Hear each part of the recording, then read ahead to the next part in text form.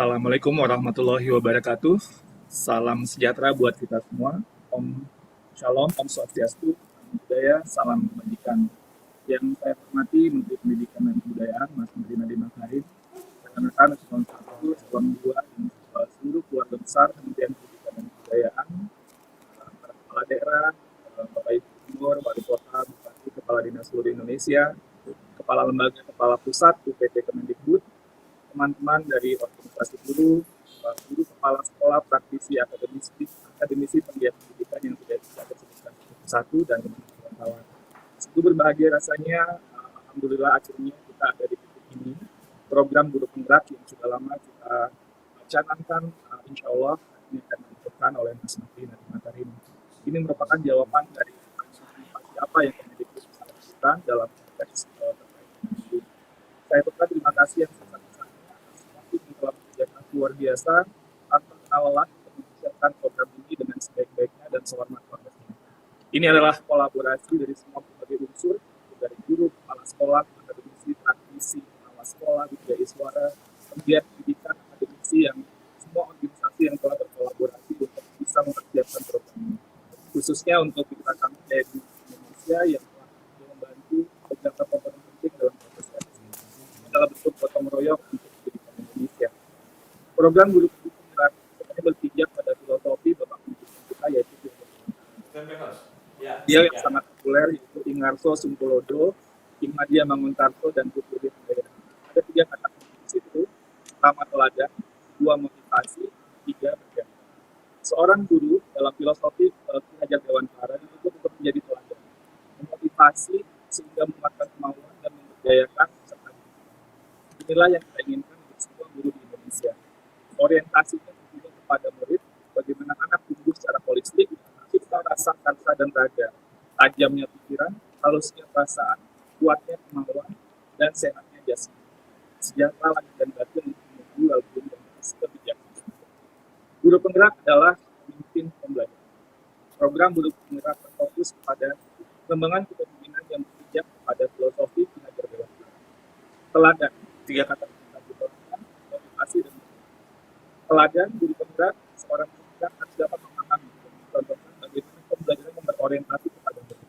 Motivasi, guru penggerak harus menjadi teman belajar yang penuh inspirasi dan menguatkan semangat dan kemauan, memotivasi semua rekan-rekan belajar untuk terus belajar dan mengembangkan diri sehingga memberikan layanan terbaik bagi semua murid. Bergaya, guru penggerak mendorong supaya guru untuk bisa kemudian juga menjadi pemimpin pembelajaran dan bisa menjadi teladan bagi rekan-rekan lainnya.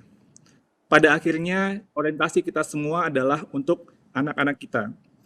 Seperti pesan Ki Hajar, bebas dari segala ikatan, dengan suci hati mendekati sang anak, tidak untuk meminta sesuatu hak, namun untuk berhamba pada sang anak. Marilah kita terus kuatkan kolaborasi dengan satu visi dan satu hati untuk Indonesia dan untuk anak-anak Indonesia. Saya mohon Mas Menteri nanti dengan berkenan untuk meresmikan peluncuran program guru penggerak ini.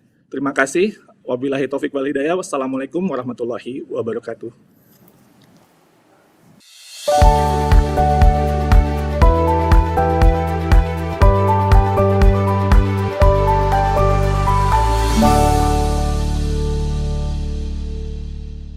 Assalamualaikum warahmatullahi wabarakatuh.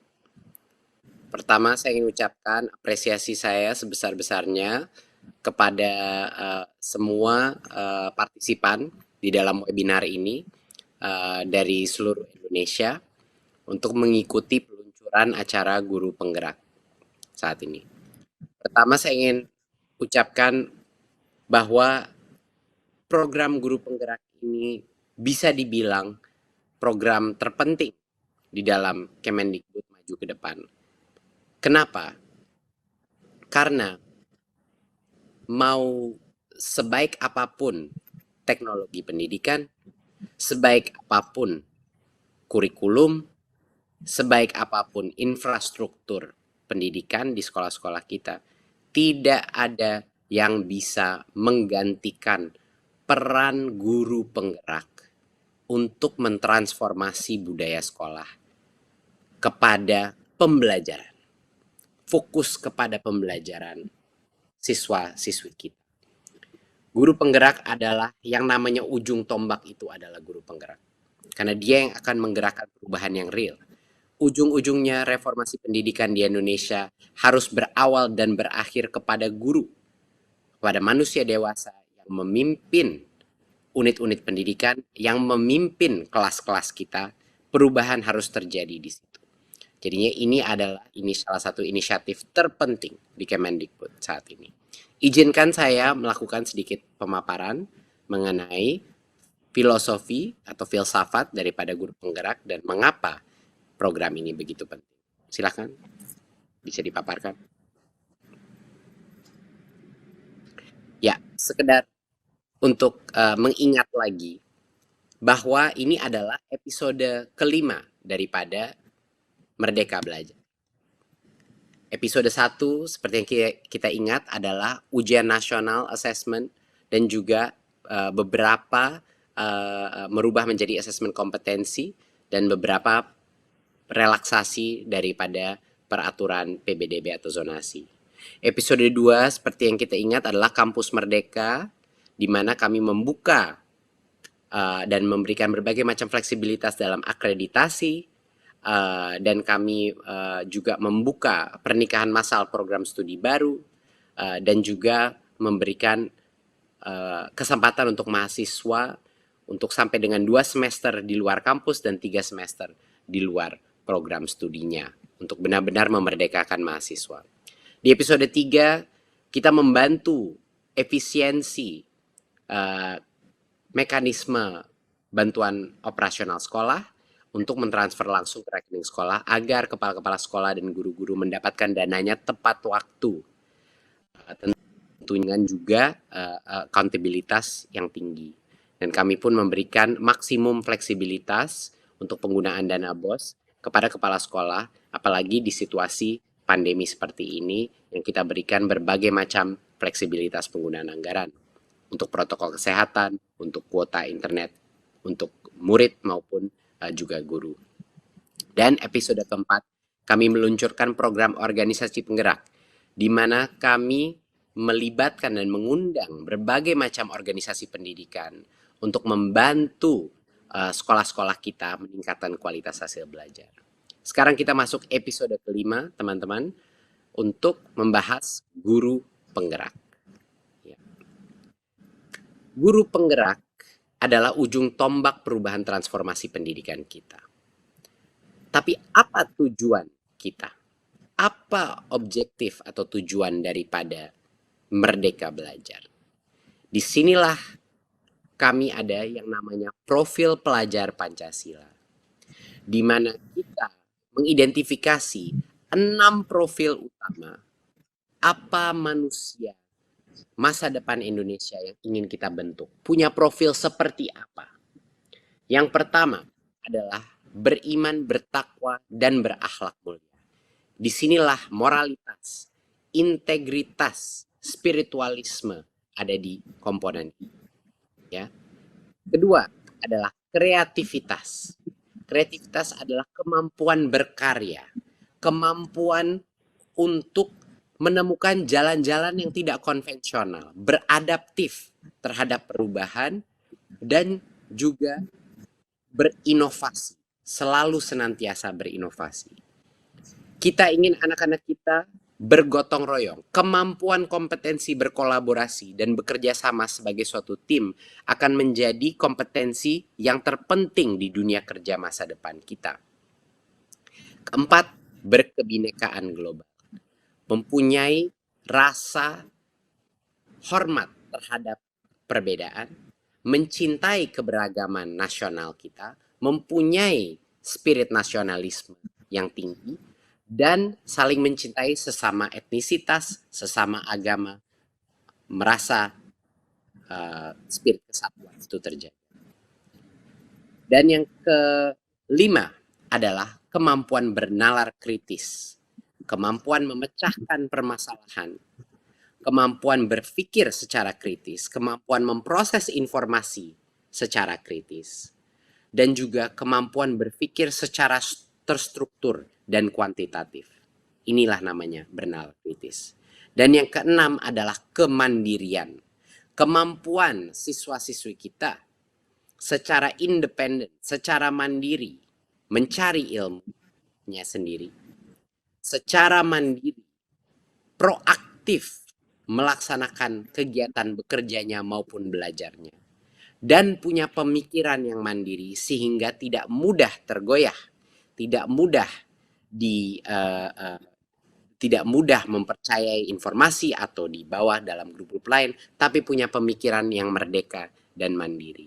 Jadi 6 profil pelajar Pancasila ini adalah objektif atau tujuan utama capaian Merdeka Belajar, dan guru penggerak pun harus memiliki karakteristik 6 profil pelajar Pancasila ini. Bagaimana kita ingin merubah generasi berikutnya tanpa guru-guru penggerak di berbagai macam daerah mempunyai dan menghayati karakteristik profil pelajar Pancasila seperti ini. Jadinya ini adalah menjadi tujuan utama kita dan tujuannya program guru penggerak. Berikut. Guru penggerak ini sebenarnya suatu program pelatihan, program identifikasi dan pelatihan dan pembibitan calon pemimpin-pemimpin pendidikan di masa depan. Adalah agen-agen perubahan yang di masa depan akan menjadi calon-calon kepala sekolah, calon-calon pengawas sekolah, dan calon-calon pelatih program pelatihan guru. Program guru penggerak ini bukan hanya program identifikasi dan rekrutmen, tapi juga program pelatihan, pembinaan, dan juga untuk membesarkan dampak daripada guru-guru penggerak. Yang saya yakin ada guru-guru penggerak di masing-masing daerah, di masing-masing sekolah. Hanya saja kita belum mengetahui siapa mereka. Program ini adalah program untuk mencari bibit-bibit pemimpin-pemimpin pendidikan di masa depan Indonesia. Itulah betapa pentingnya proses identifikasi ini, proses pembinaan ini sukses agar masa depan unit pendidikan kita terjaga. Apakah guru penggerak itu hanya guru yang baik saja, guru yang jago mengajar? Tentunya tidak. Guru penggerak itu bukan hanya guru yang baik dalam mengajar. Ya, jadi saya di sini ingin menjelaskan bahwa perbedaan apa guru baik dan guru penggerak. Ya. Guru yang baik itu mendorong peningkatan prestasi muridnya. Guru yang baik mengajar dengan kreatif dan inovatif. Dan guru yang baik mengembangkan kompetensi dirinya secara aktif. Itu yang namanya guru yang baik. Nah, apakah itu cukup untuk menjadi guru penggerak? Tidak. Guru penggerak adalah guru yang mempunyai semua karakteristik guru yang baik, tetapi punya kemauan untuk berinovasi, melakukan perubahan. Dia mendorong tumbuh kembang murid bukan hanya di kelasnya dia, tapi di kelas-kelas lain pun untuk tumbuh secara holistik, mengikuti profil pelajar Pancasila. Guru penggerak akan keluar daripada hanya kurikulum apa yang ditentukan, tapi juga melihat apa saja standar pencapaian profil pelajar Pancasila dan bagaimana merubah semua aktivitas belajar untuk menjaga keutuhan 6 profil pelajar Pancasila tersebut. Guru penggerak akan termotivasi untuk menjadi coach atau mentor bagi guru-guru lain di dalam sekolahnya, bahkan di luar sekolahnya. Dan mereka menjadi teladan dan agen perubahan di dalam ekosistem pendidikan. Jadi guru yang baik itu berkinerja hanya dalam kelas. Tapi guru penggerak harus punya dampak lain. Dampak kepada guru-guru yang lain. Dampak kepada sekolah dia. Dan menjadi suatu lilin obor perubahan di masing-masing unit pendidikan dia, bahkan di luar unit pendidikan dia. Berikut. Nah, apa yang akan kita lakukan dengan guru penggerak, program guru penggerak ini? Pertama, kita akan melakukan proses rekrutmen dengan suatu proses yang sangat intens, suatu proses di mana kami akan memberikan kesempatan terbesar guru-guru terbaik, baik guru PNS maupun juga guru honorer, untuk bisa menjadi apply, ya, memasukkan aplikasi mereka untuk menjadi guru penggerak. Lalu akan ada programnya, ya. Bayangkan kalau untuk guru baru namanya program PPG. Guru penggerak pun punya programnya untuk melatih potensi kepemimpinan mereka, melatih potensi mentorship mereka, kemampuan mereka untuk membantu guru-guru lain, kemampuan mereka untuk melakukan perubahan di dalam masing-masing institusi pendidikan mereka. Jadinya ada programnya, ada sekolahnya, ya. Dan yang lulus baru menjadi guru penggerak. Pada saat mereka lulus, Kemendikbud beserta akan komit bekerja sama dengan semua pemerintah daerah, semua kepala dinas, untuk memastikan bahwa guru-guru penggerak ini akan bisa berdampak besar di dalam lingkungan sekolahnya, dan juga menjadi bibit-bibit yang akhirnya menjadi kepala sekolah penggerak, pengawas penggerak, dan juga pelatih guru-guru penggerak ke depannya. Jadi ini adalah komitmen Kemendikbud bahwa jalur karir kepemimpinan untuk menjadi kepala sekolah, pengawas, dan pelatih guru itu akan kami prioritaskan dari grup guru penggerak ini. Dan kami akan berkolaborasi dan bekerja sama dengan semua kepala dinas dan Pemda untuk memastikan ini terjadi. Dan itu suatu hal yang sangat penting karena tanpa punya kepemimpinan di masing-masing unit pendidikan kita yang baik, yang tugas utamanya bukan administrasi sekolah saja, bukan pelaporan keuangan saja, bukan hanya logistik sekolah saja, tapi kalau kepala-kepala sekolah kita dan pengawas sekolah kita berfokus kepada kualitas pembelajaran, fokus kepada meningkatkan kemampuan masing-masing guru di dalam sekolahnya, barulah transformasi pendidikan akan terjadi. Kepemimpinan adalah segala-galanya di masing-masing unit pendidikan kita. Berikut. Untuk bagian ini saya persilahkan Dirjen GTK, Mas Iwan, silakan untuk melanjutkan. Terima kasih. Terima kasih Mas Menteri. Proses tadi sudah dibicarakan oleh Mas Menteri bahwa kepemimpinan sangat penting artinya buat transformasi pendidikan kita.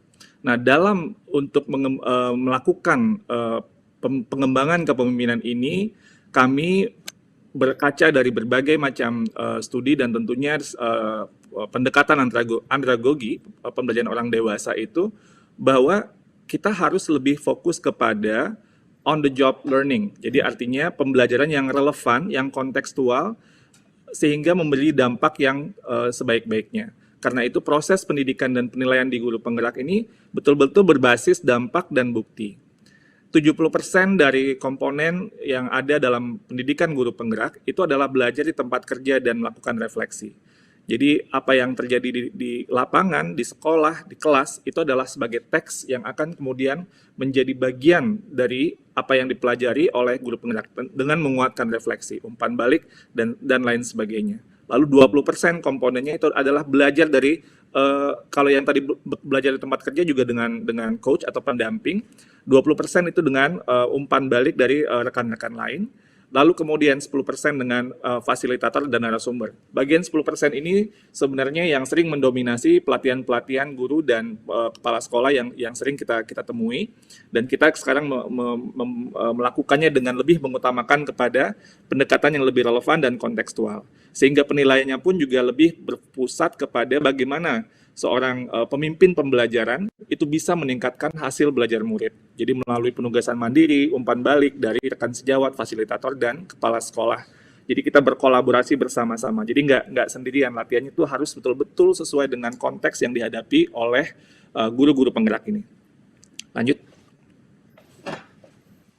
Nah, modul-modul atau pendidikan guru penggerak ini bisa kita bagi ada 3. Pertama, pentingnya guru penggerak ini memahami orientasi nilai yang betul-betul berakar pada filosofi pendidikan Indonesia. Jadi di sini apa yang menjadi filosofi dari Ki Hajar Dewantara itu adalah hal yang paling utama yang nanti akan dipelajari oleh calon-calon guru penggerak. Apa yang kemudian menjadi peran guru penggerak? Visi guru penggerak itu seperti apa juga ini harus betul-betul clear sehingga kemudian bisa untuk nanti menerapkannya di praktek keseharian. Membangun budaya positif di sekolah itu juga hal yang sangat penting. Lalu kemudian bagaimana melakukan pembelajaran yang berorientasi kepada murid, yang berpihak kepada murid. Di sini teach at the right level, mengajar dengan diferensiasi sesuai dengan kebutuhan siswa, itu menjadi hal yang sangat penting untuk dikuasai. Lalu juga pendekatan pembelajaran sosio-emosional, jadi bukan hanya manusia bukan hanya tentang kognitif, tapi juga sosial dan emosi, itu juga sama pentingnya. Dan juga untuk melakukan bagaimana melakukan coaching dengan baik dan dengan produktif. Lalu, sebagai pemimpin pembelajaran, guru penggerak juga harus bisa untuk bagaimana mengambil keputusan, mengelola sumber daya, dan mengelola program sekolah yang berorientasi kepada sebesar-besarnya dampak kepada murid dan hasil belajar mereka. Lanjut. Nah, ini adalah timeline atau lini masa seleksi dan pelaksanaan pendidikan guru penggerak. Kami akan mulai dengan pembukaan pendaftaran calon guru penggerak tanggal 13 Juli dan akan dibuka hingga 22 Juli tahun 2020.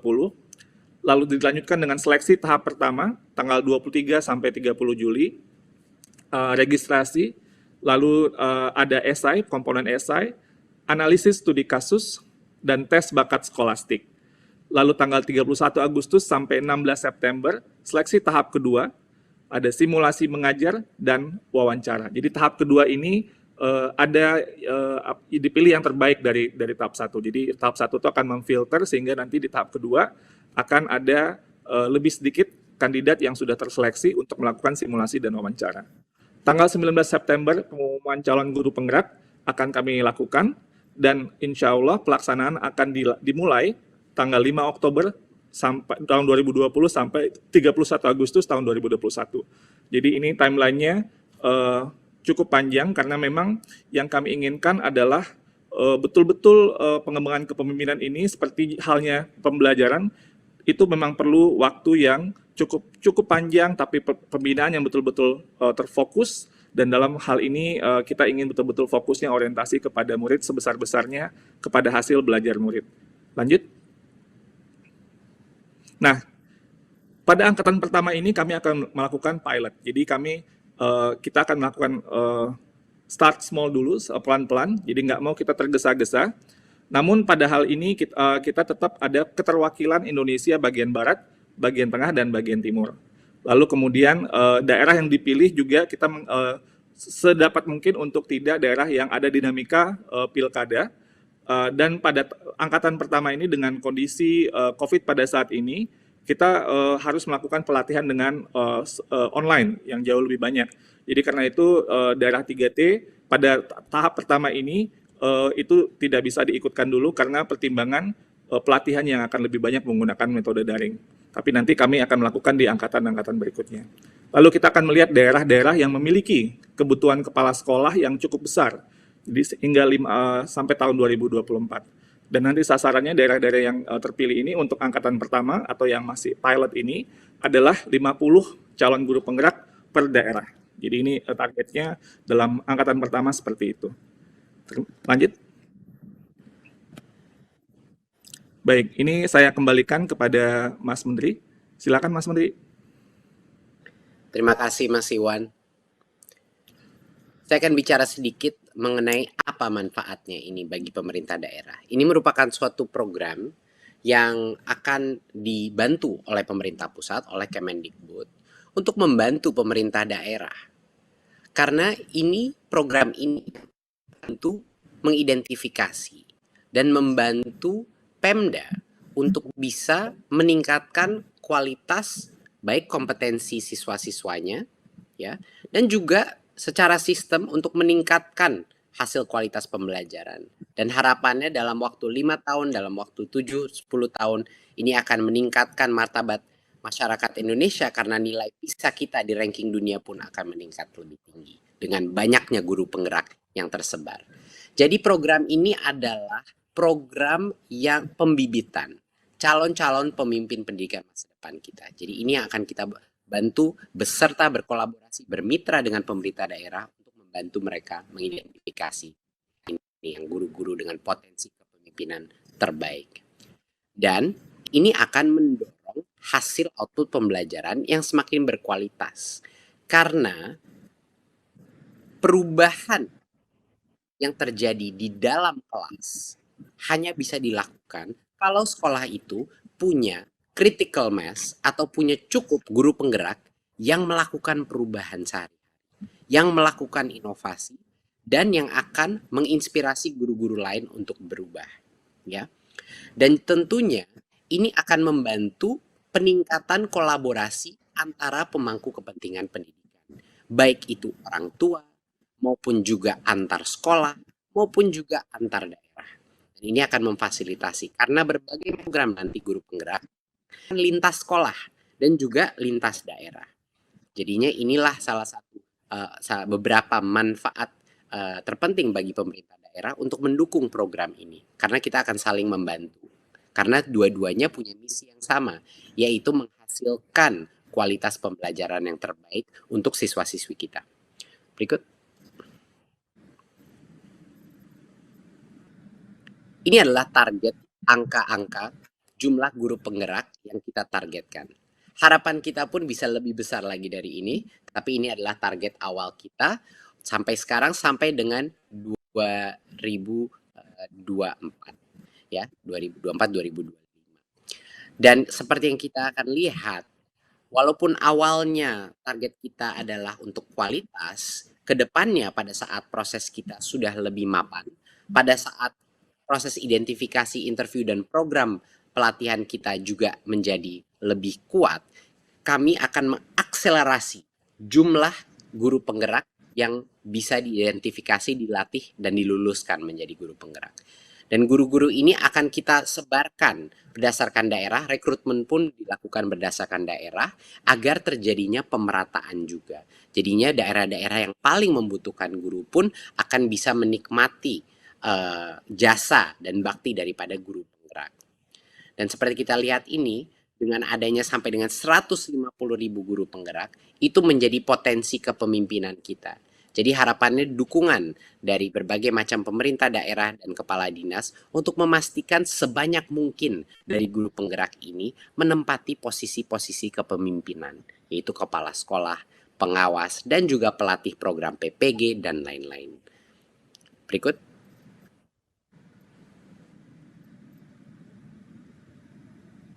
Kita dalam waktu 5 tahun tentunya tidak bisa tercapai transformasi pendidikan yang rampung dalam 5 tahun. Tidak mungkin. Proses transformasi pendidikan ini bisanya terjadi dalam waktu mungkin 10-20 tahun. Tapi apa yang bisa kita capai dalam waktu 5 tahun ini adalah yang namanya titik kritis atau tipping point, di mana lebih dari 20% daripada kepala sekolah kita, dari guru penggerak, atau lebih dari 20% daripada guru-guru kita merupakan guru penggerak, ini akan menjadi perubahan yang tidak bisa dibalikkan lagi. Ini akan menjadi perubahan yang berkelanjutan. Karena guru-guru penggerak kita, mereka itu menyebarkan, mereka itu adalah obor yang menyebarkan dan menyalakan lilin-lilin perubahan di dalam hati setiap guru-guru lainnya yang berinteraksi dengan mereka. Jadinya untuk satu guru penggerak, ada potensi dia menyalakan lilin perubahan di dalam guru-guru lain di sekitarnya dia. Dan dari sinilah kalau kita sudah sampai 20%, menurut kami ini yang akan menjadikan suatu perubahan eksponensial ke depannya. Kebijakannya bisa berubah arah atau apapun ke depannya, yang penting guru-guru penggerak ini sudah ada di posisi-posisi yang kritis, posisi-posisi penting dan kepemimpinan di berbagai macam daerah di Indonesia. Sehingga perubahan ini akan terus terjadi secara otomatis. Jadi ini adalah teori perubahan yang kita terapkan, kenapa kita butuh critical mass guru penggerak di seluruh Indonesia. Good.